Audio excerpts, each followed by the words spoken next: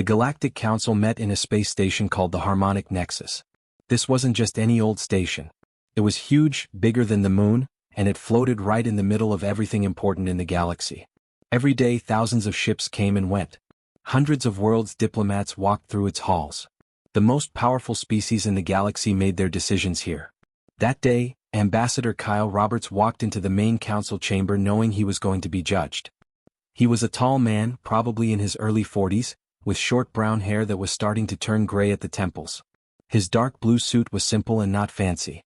Earth had sent him here to do one thing: get people a seat at this table. Any seat. Any conditions. Just go through the door. The room itself was huge. The ceiling was so high that you couldn't see it through the foggy air they kept in there for some of the delegates who breathed different gases. There were seats in a circle, and each one was made for a different kind of animal. Some delegates sat down. Some floated. Some were clouds of particles that had some kind of consciousness. Kyle was in the middle and everyone else looked down at him. He put a small gadget on the floor. It sent a hologram of humanity's application into the air. Things you should know about Earth. Our past. The technology we use. Our way of life. Everything we thought would show we belonged here. The council's main computer began to translate everything. Things went wrong then. The computer started looking through Earth's database of cultures. Mythology. Faith. Old tales. The stories we've told ourselves for thousands of years. The aliens then started to laugh. There was no human laughter. The Vrexian delegate made this clicking noise with the mandibles around his mouth. He looked like a huge bug because his limbs had too many joints and chitinous plates. Thunder gods, he said, and the translator box made his voice sound robotic. These people pray to a being that throws lightning bolts? And one more with a hammer? There were more sounds coming from the room. Somehow beings without mouths showed that they were amused. Kyle's translator told him that a living crystal creature that sounded like breaking glass was laughing. Hold on, another delegate said. It was Xiphian, which is a type of crystal. Kyle just called her Crystal because people couldn't say her name. As she spoke, she changed colors. There's more to it. There are stories about warriors who die in battle and then drink with the dead in a big hall. They believe this is an honor. The chamber erupted once more. The noise was too much. Kyle stood there with his hands behind his back and his face blank. He could feel his jaw tightening inside. He wanted to say something. Wanted to protect the heritage of humans. But it was clear what he wanted. And this one, Crystal went on, clearly having a good time now. She brought up one of the world's biggest religions on the hologram. God lets himself be killed, dies, and then comes back to life 3 days later. This is what they believe most strongly. A delegate Kyle didn't know leaned forward. Do they still believe these things? Are these records from the past? No, Crystal said, and her form dimmed, which Kyle's implant translated as anger. Billions of them still think these things. Right now. At this time. These are not old myths that they have outgrown. They worship death, violence, and coming back to life. They build huge buildings to honor torture tools. They sing songs about fighting and bloodshed. Kyle watched as the hologram showed more of Earth's past. There were pictures of warriors from long ago. Greek hoplites with their shields and spears. Roman legions marching in a line. Knights in armor from the Middle Ages. Samurai with their swords. Every picture made more alien sounds of fun.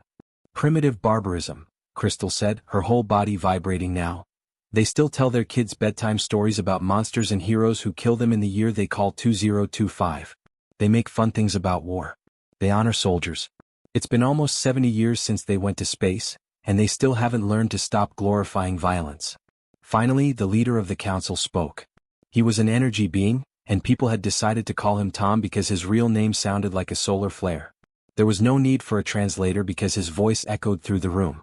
Ambassador Roberts. Earth wants to join the Galactic Council. You want to be part of our civilization. To be a part of our trade networks. To be able to use our technologies and our protection. Yes, Kyle said simply, but your kind is clearly still very young. You love violence. You honor death.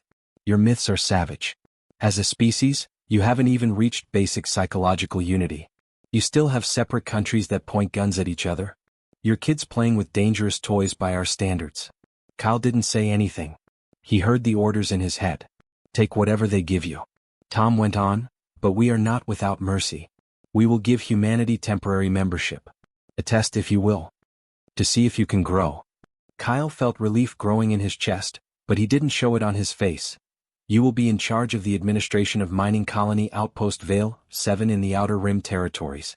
Show us that you can handle basic colonial management, and we'll think about giving you a higher status in 5 years. The chamber chittered once more. Cal didn't need a translator to figure out why. The Outer Rim was the end of the Council's space. Not very safe. Not very well patrolled. The Council sent species they didn't care about to the stations out there. Outpost Vale 7 was also in a disputed area, which meant that other powers sometimes attacked it. Sometimes they said it. The Council didn't want to defend it properly. They were giving people the worst job ever. A test that is meant to fail. The Council would use the colony's loss to raiders or abandonment because it wasn't profitable as proof that humans weren't ready. That we were too basic. Too many fights. Too young. Kyle was aware of all this. He knew how to play the game. But orders were orders. He bowed a little, which was something he had practiced. Humanity gratefully accepts. We won't let the Council down. More sounds of fun. Crystal actually rang louder. We'll see, little person. We will see. The Council let him go. Kyle turned around and walked to the door. His footsteps echoed in the big room. He could hear the delegates behind him already moving on to other things, laughing at the primitive people and their angry gods. A junior diplomat from Earth stood outside the chamber doors. Tyler Banks was his name. He was a young man who had just graduated from the diplomatic academy. He was very angry and his face was red. As soon as Kyle's doors closed, Tyler hissed, "Sir, they're making fun of us. Did you hear them? Treating us like we're animals." Kyle kept walking toward their ship. "I heard them, Tyler. We need to file a complaint. This is unfair. The Council's charter says that, Tyler." Kyle stopped and turned to look at the younger man. "What's my job?" Tyler felt a little let down. "To get a membership. Any terms that are needed." "And did I get in?" "Yes, but after that, I did what I was told. We're here. That's what counts." Kyle started walking again, and the metal floors of the station made a clicking sound as he walked. Tyler rushed to catch up. "But what about Outpost Vale 7? That place is a death trap, sir. In the last 2 years, it has been raided 4 times. The Council doesn't even try to protect it. They're making it so we fail." Kyle agreed, "Probably." They got to their small diplomatic ship, which was their mode of transportation. The doors opened by themselves. "What do we do now?" Kyle stepped inside and finally let himself smile a little. "We send a message to the command on Earth. We tell them that we are members of the Council. And we told them about our new job, that's all?" Tyler looked like he didn't understand. "Do we just take this insult?" Kyle got comfortable in the pilot's seat and started the launch sequence. He could see the huge harmonic nexus through the viewport, with all of its important delegates inside, still laughing about how violent and primitive humans are. Kyle said quietly, "For now," which was what he had told Tyler before. "Let them have fun. Let them believe we're savage. Let them think our gods are old-fashioned fantasies and our myths are jokes." The ship took off, leaving the station behind. "Why?" Tyler asked. Kyle saw the station get smaller in the viewfinder. "Tyler, those advanced, peaceful, civilized species don't get something. Something they forgot if they ever knew it." "What is that, sir?" "We don't tell stories about our gods because we love violence. We tell those stories because we made it through. Every myth, legend, and story about heroes and monsters is a survival guide written by people who learned the hard way. Mythology is fun for the galaxy. We know that at school." For a moment, Tyler was quiet. Then, "You think something will happen at Outpost Vale 7? Kyle said, "I think the galaxy is going to remember why people tell scary stories. And I think those delegates who are laughing are going to learn the difference between being unprepared and being prepared." The ship jumped to faster-than-light travel and went back to Earth with news of humanity's temporary membership. The Galactic Council moved on to other things, leaving behind the primitive humans and their savage gods. They wouldn't forget for very long. It has been 6 months since Earth joined the Galactic Council. Running Outpost Vale 7, a mining colony on the edge of nowhere, for 6 months. There wasn't much to see at the place. There are 12 habitat domes on a rocky planet with a thin atmosphere. There were about 3,000 people living there, most of whom were miners and their families. There were a few defense platforms in orbit above, which were enough to scare off pirates but not much else. Rebecca Hayes was in charge of the colony. She was in her late 30s and had worked as a logistics officer in the Navy before this job. Tight bun on top of red hair. Always looked tired because running a frontier colony meant you never really got enough sleep. She spent her days fixing broken equipment, dealing with shortages of supplies, and sometimes settling arguments between miners about whose claim was whose. The work was boring. Work that is safe. The kind of assignment where not much happened. Until the alarms started going off. Rebecca was in her office going over inventory reports when all the screens in the room turned red. The sound was so loud that it hurt your teeth. It was a wailing siren. She jumped up, spilling coffee all over her desk, and ran to the command center. The command center was just a big room with a dozen workstations and a big tactical display on the wall. When Rebecca came in, her staff was already at their desks, frantically moving their hands over the controls. The tactical display showed the area around their planet. And it showed boats. A lot of them. Huge things that had just come from traveling faster than light. They were bioorganic ships that looked more like they had grown than been built. Shapes that weren't regular and were covered in what looked like skin or shell. Each one was huge, like a small moon. What am I seeing? Rebecca asked, even though she already knew. Everyone in the galaxy knew what those kinds of ships meant. Ma'am, it's the Kresh Armada, her tactical officer said. Paul Chen was his name. He was a young man who had just graduated from the academy. His voice trembled. Confirmed biosignatures. 47 big ships. Not sure how many smaller boats there are. Rebecca felt something cold settle in her stomach. The Kresh. Every type of life in the galaxy was afraid of them. They were fighters and conquerors. In the last 20 years they had gone through 40 star systems. They didn't want land. They didn't want to make deals. They took the resources they needed. Their ships would strip a planet bare, eat everything useful, and then leave. They didn't leave anyone alive. Communications, Rebecca said, making her voice steady. Send a message to the Galactic Council. Let them know we're being attacked.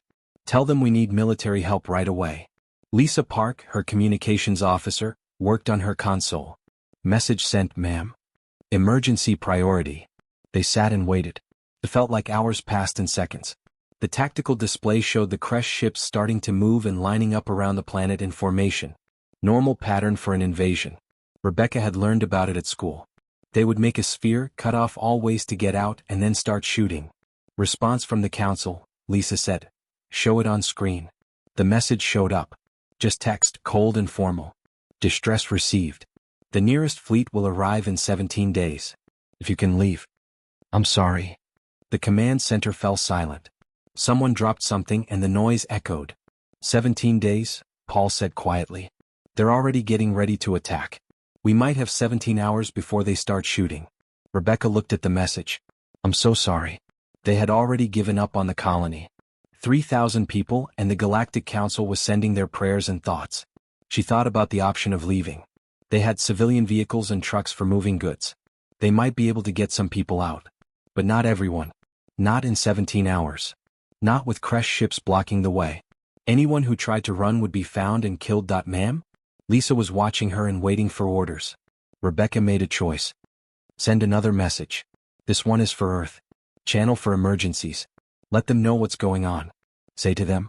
She stopped for a moment. Tell them that if they're going to do something, now is the time. Lisa's fingers moved quickly over her controls. Message sent. Paul turned his head and looked. Ma'am, even if Earth reacts right away, they'll still be 2 weeks away at the earliest. Their fleet isn't very big, it only has about 20 ships. The briefings for the council said.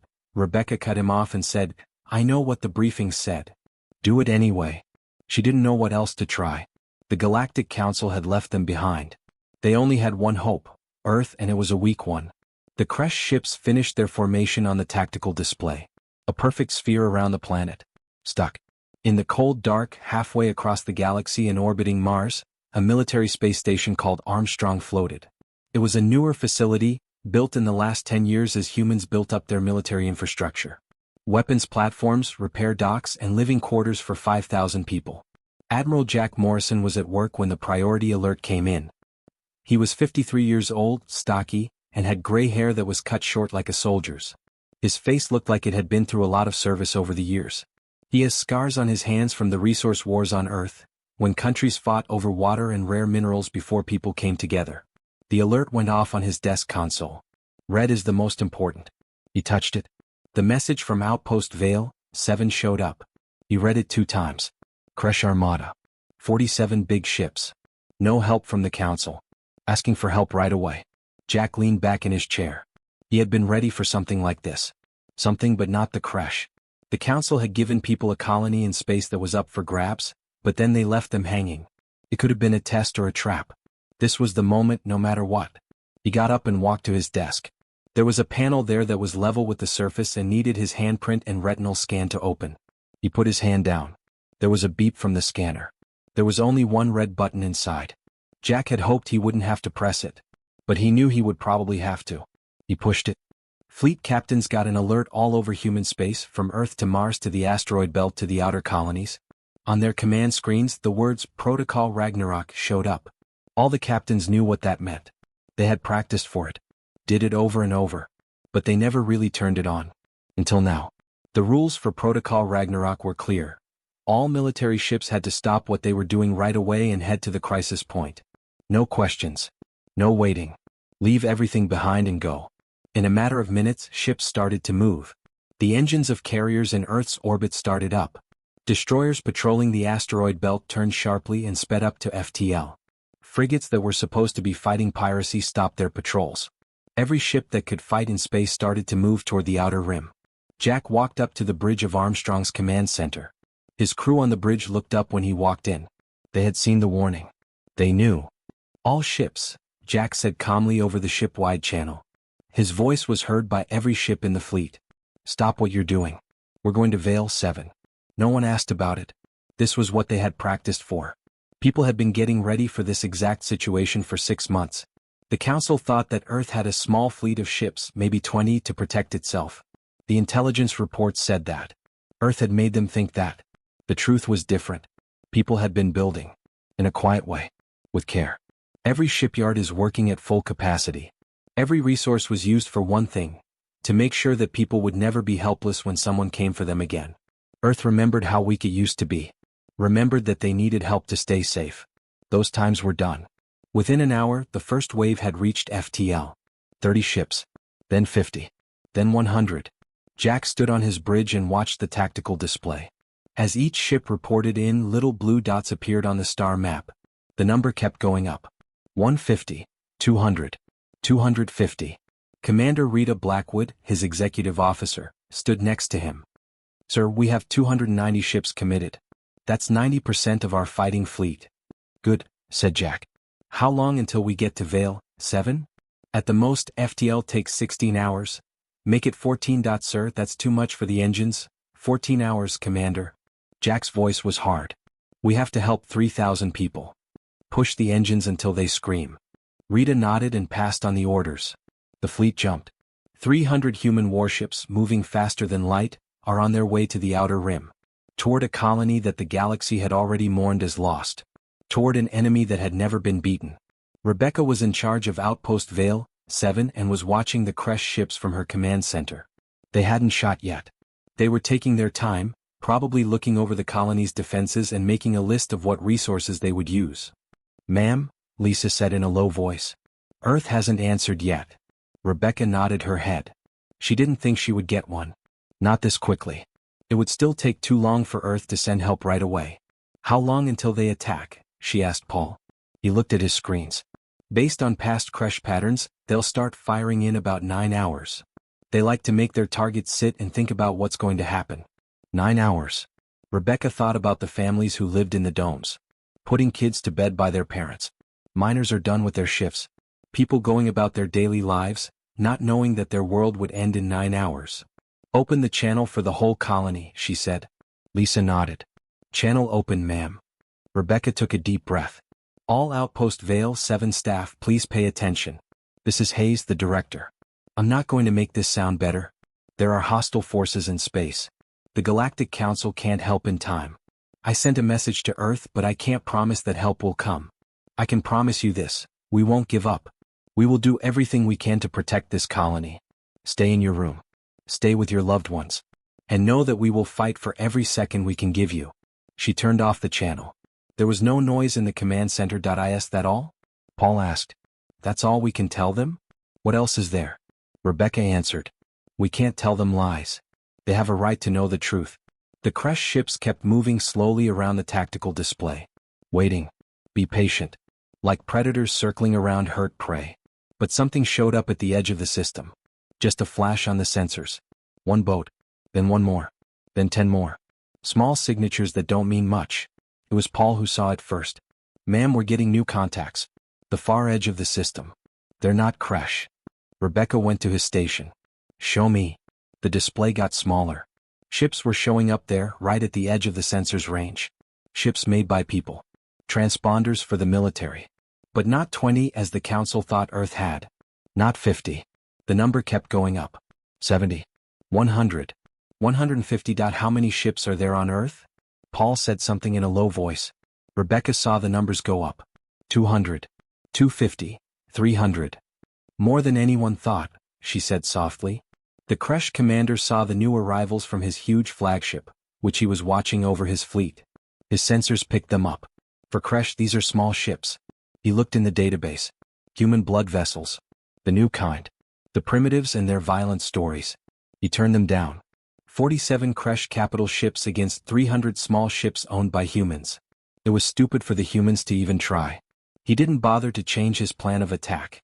He would start bombing in 9 hours. And if the people got in his way, he would kill them too. He didn't realize he had done something wrong. The last mistake he would ever make. Because the people hadn't come to mess things up. They had come to teach the galaxy a lesson.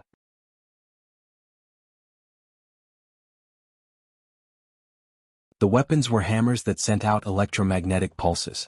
Concentrated bursts of energy that feel like physical blows.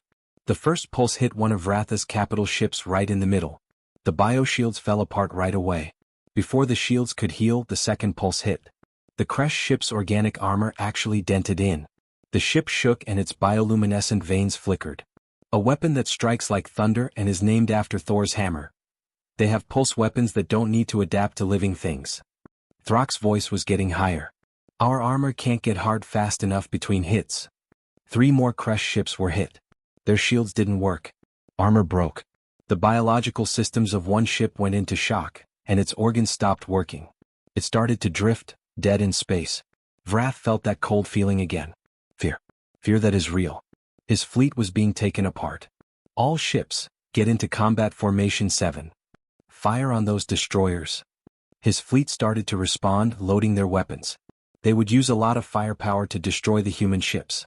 The Kresh way. But something was off.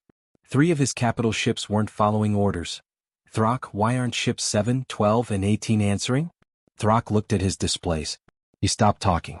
Commander, they're not answering because their crews are dead. What? Oh. We haven't hit any of those ships yet. Shields are still up. There are no signs of life. All of them. All of the crew members on all 3 ships. Dead in the last 30 seconds. Vrath looked at his screen. 3 capital ships, each with a crew of 500 warriors. 1,500 Kresh are dead.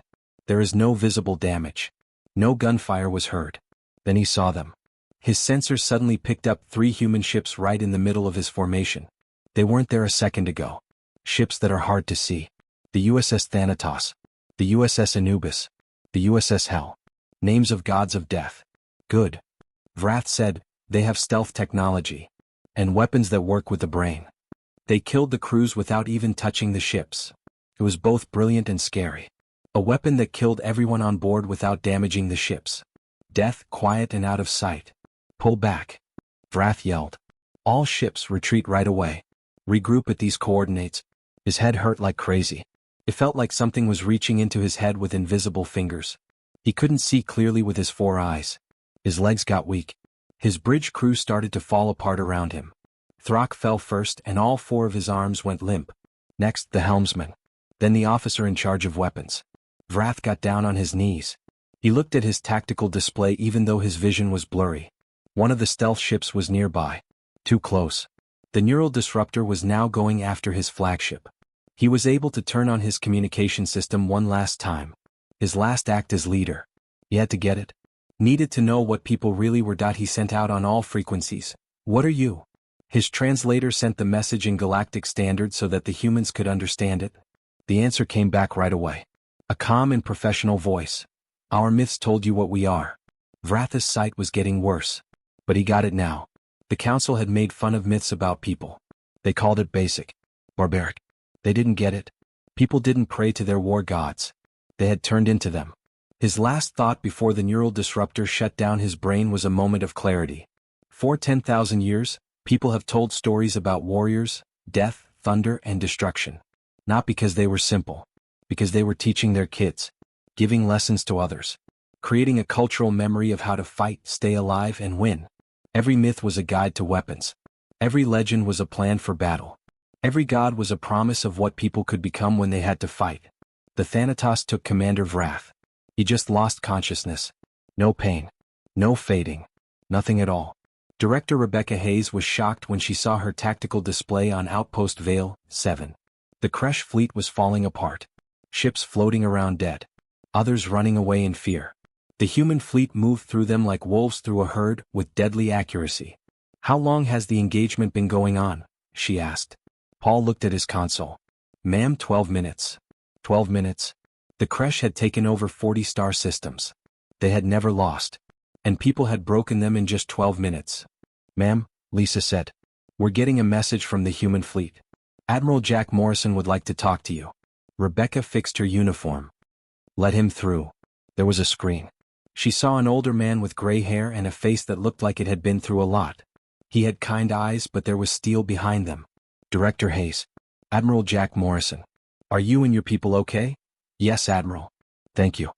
"I don't get how. That was amazing." Jack's face didn't change. "That was needed. Until the Council agrees to properly protect this area, we will keep a defensive force here. In the meantime, I need you to send the Galactic Council a full report on this engagement." "Sure, Admiral." "What should I say to them?" "Be honest with them. Tell them what happened when someone threatened a colony of humans. Tell them what our ships are called. Tell them we chose those names on purpose." Rebecca nodded. She got it. This wasn't just about protecting one colony. This was meant to send a message to everyone in the galaxy. The myths of people were not jokes. They were signs. And the galaxy had just learned that the hard way. The fight at Outpost Vale 7 was shown live all over the galaxy. Not because anyone wanted it that way, but because that's how it went when you fought in Council space. Everything was recorded by automated sensor stations. It was picked up by news feeds. Billions of beings from hundreds of worlds were watching within minutes. The moment the Kresh showed up, an emergency meeting was called in the Galactic Council chambers on Harmonic Nexus. Delegates filled the seats and watched huge holographic screens that showed the battle as it was happening. They thought they would see the colony of humans destroyed. A sad but expected end to humanity's short time in galactic politics. Instead, what they saw made them quiet. The Kresh fleet, which had never lost a battle and had 47 capital ships, was being torn apart. People's ships moved through them with deadly efficiency. Ships named after gods of war brought destruction that seemed mythological in its size and strength. Crystalline Thought, an old Xiphian military strategist, watched from her observation pod. For 8,000 years, her kind had been on the Council. She had studied war in 100 different cultures. What she was seeing now didn't fit with anything else she knew. "This is amazing," she said, her voice sounding like broken glass. "The people aren't just fighting. They're putting on a show." The Vrexian delegate next to her, who went by the name of Mandate of Efficiency, clicked his mandibles, which could have meant that he agreed. "What do you mean?" "Take a look at the names of the ships. Ares, Mars, and Bellona. In their mythology they were gods of war. Then there was Thanatos, Anubis, and Hell. Gods of death. They're not random names. They are weapons of the mind. The Kresh look up those names in their database to find out what's going to happen to them." The USS Ragnarok, a huge command carrier that ruled the battlefield, showed up on the screen. Even the timing of its arrival seemed planned to have the most effect. A few Kresh ships broke up when they saw it. Another delegate said quietly, "The name Ragnarok means the end of the world in human mythology. The last battle where gods die." Crystalline Thought pulsed with a color that showed it was deep in thought. "They sent a ship named after the end of the world to war. The Kresh are fighters. They know what symbols mean. Those names are telling them they're dead already." "Primitive psychological warfare," Mandate of Efficiency said in a low voice, but it was different this time. 6 months ago, in this same room, he had confidently made fun of human mythology. He just sounded nervous now. The doors to the chamber opened. Kyle Roberts, the ambassador, walked in without being told. He still wore the same simple dark suit, but the way he stood had changed. He walked like a man who knew he didn't need to ask for permission anymore. He walked to the middle of the room and stood there with his arms crossed behind his back, watching the same battle display that everyone else was watching. "Ambassador Roberts," said Tom, the council leader. His energy form flickered. "This is an emergency session that is closed. Kyle said, "Then I'm glad I'm here," without taking his eyes off the screen. "Because this emergency affects my kind." He wasn't told to leave. Everyone just watched the fight. Crystalline thought spoke again.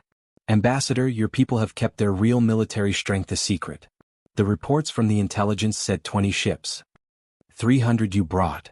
Kyle simply said, "We brought what we needed." "That's not an answer." "Yes it is." Kyle finally turned to her. "You wanted to know how many ships we brought. I told you." "That's a different question. Why was your intelligence wrong? You might want to ask yourself why you thought we'd show you everything." At the same time, 3 Kresh capital ships went dark on the screen. Their crews died from neural weapons. The stealth ships that killed them stayed hidden. "Gods of death bringing death," Kyle said in a low voice. "Seems right." Mandate of Efficiency turned to look at him. 6 months ago we let you join as a favor. You stood here while we made fun of your myths. You didn't say anything." Kyle said, "I was following orders. Agree to any terms. Get Earth on the council. That was what I was supposed to do, and now, my job is now different." The display showed how the human fleet was lined up. Perfect discipline. Every ship was exactly where it needed to be. The kind of coordination that took years of practice. Crystalline Thought asked what everyone else was thinking. "How long have you been getting ready for war?" Kyle smiled a little. "What war?" "We have been getting ready for war since we lived in caves and threw stones at each other. We never stopped. We just got better at it." "That's not what I meant. I get what you mean. You want to know when Earth made the decision to build this fleet? When we began to learn how to fight in space. The answer is the day after you made fun of us in this room. We went home and our leaders talked to each other. It was something like, the galaxy thinks we're primitive. Let's show them what primitive humans can do." The fight was coming to an end. The Kresh ships were either dead or running away. The human fleet stayed in formation and didn't chase. Just taking over the area around the colony. Then something strange happened. All channels got a transmission. Only sound. A voice speaking Kresh battle language, which the automatic translators turned into Galactic Standard. "Commander of the human fleet. I am War Leader Thrak, the last commander of the Kresh Armada. I call on the right of single combat according to the old laws of my people. Commander versus commander. If you beat me, my fleet will leave. You leave if I beat you. This is how we do things." Everyone in the council chamber stopped talking. The right of single combat was very old, even older than the Galactic Council. It was holy to warrior cultures. They would be insulting not only the Kresh but also many other species that followed the tradition if the humans didn't do it. But if they agreed, they would be putting everything on the line for one fight. Kyle waited and watched the show. Admiral Jack Morrison was on the bridge of the USS Ragnarok when he heard the challenge. His officers started to complain right away. Rita Blackwood, the commander, stepped forward. "Sir, you can't. It's clear that it's a trap. The Kresh are in a bad way." "It's their custom," Jack said in a calm voice. He went to a locker on the bridge and started taking out his gear. Not the armor that the Marines wore. Something easier. A tactical vest. Boots for combat. Light armor plates over important parts. "You are 63 years old, Admiral. That Kresh commander is probably in his prime and was born to fight. That I've been training for battle since I was 18, and I'm 53 now." Jack looked over a sidearm and then put it away. "That's 35 years of practice. The commander of the Kresh was made for war. I picked it." "There's a difference." "What difference?" Jack turned to look at her. "He doesn't know anything else. He has nothing but war." "What about me? I know what peace looks like. I know what I'm fighting for. That makes me more dangerous." He picked up a combat knife, felt how heavy it was, and then put it on his vest. "Besides, this isn't about whether I can beat him. It's about what the galaxy sees." "What do you mean? There are 100 billion people watching this right now. They saw our boats. They saw our guns. They think it's great. Maybe frightened. But they are thinking, people have good technology. Good strategies. That's helpful." He finished getting ready and walked to the door. "I'm going to show them something more important now. I'm going to show them what kind of people we are." The fight started 20 minutes later in the wreckage of a cargo bay on one of the Kresh ships that had broken down. The place had been picked as a neutral area. Both sides had agreed to show it live. Thrak, the war leader, stood at one end of the bay. He was huge, 9 feet tall and made of muscle and natural armor. 4 arms, each one stronger than anything a person could do. Over the years of fighting, his bioarmor had grown into his skin. He carried knives made from the bones of enemies he had killed himself. 20 years of winning. 40 systems. He had never lost a fight. Jack Morrison was on the other side. 10 feet tall. Gray hair. He had scars on his face and hands. Tactical gear that is easy to use. A knife and a gun. Next to Thrak he looked small. Everyone in the galaxy who was watching knew who should win this fight. The translator turned Thrak's battle language into English. You're brave, human. Stupid but brave. I'll make your death quick. Thanks, Jack said. But I don't want to die today. They went around each other. Thrak moved first, spreading all 4 arms wide to try to grab or hit from different angles. Quick for something so big. Jack sped up. He had been studying how to fight for 35 years. Not just shooting and tactics but also fighting with your hands. Krav Maga and Brazilian Jiu-Jitsu. Wrestling and boxing. Judo. Muay Thai. The Marine Corps Combatives Program. He had learned every way that people had come up with to kill each other. A blade came out of Thrak's upper right arm. Jack got under it and into Thrak's guard. In close quarters the longer reach didn't matter. He stabbed Thrak in the armpit, where the bioarmor was thinner so that the joints could move. Thrak blocked with his lower arm and pushed Jack back. But Jack had already moved. He rolled to the side just as another blade hit the spot where he had been standing. The fight was beautiful but also brutal. Thrak had a lot of strength and 4 arms. Jack had skill and 35 years of experience. Jack had a way to counter every move Thrak made. Not because he was stronger or faster, but because he had trained in every type of fighting that humans had ever come up with. Jack got back inside after 2 minutes. This time he used a jiu-jitsu move to lock one of Thrak's arms by hyperextending the elbow joint. Thrak screamed and used his other 3 arms to break free, but it was too late. One arm got hurt. It was over in 3 minutes. Jack faked high and then went low, knocking Thrak's legs out from under him. The Kresh warrior fell hard. Jack was on him right away with his knee on Thrak's chest, a knife to his throat and a gun to his head. Thrak was lying there breathing hard. All 4 arms are open. Not able to do anything. Waiting for death. Jack got up. He put his gun in its holster. Put his knife away. Then he reached out his hand. People all over the galaxy were confused. This wasn't how the fight ended. You didn't show mercy to an enemy who had lost. Thrak looked at the hand. Then, slowly and carefully he reached up with one of his hands and grabbed it. Jack lifted him up. Your translator makes your voice sound almost odd, Thrak said. You fight with honor. Jack said, we fight to win. But we can do both. Was a lesson. People could be very cruel. Could be useful. Could kill with great accuracy. But it could also show mercy. Could respect tradition. Could be strong without being mean. Thrak lowered his head. The Kresh pulled back. You own this area. The remaining Kresh ships jumped to FTL and left the system 30 minutes later. Humans beat the whole invasion force. By the species that the galaxy had called primitive. The broadcast came to an end in the council chambers. The holographic screens went dark. For a long time no one said anything. Ambassador Kyle finally spoke up. Humanity asks for a full council meeting.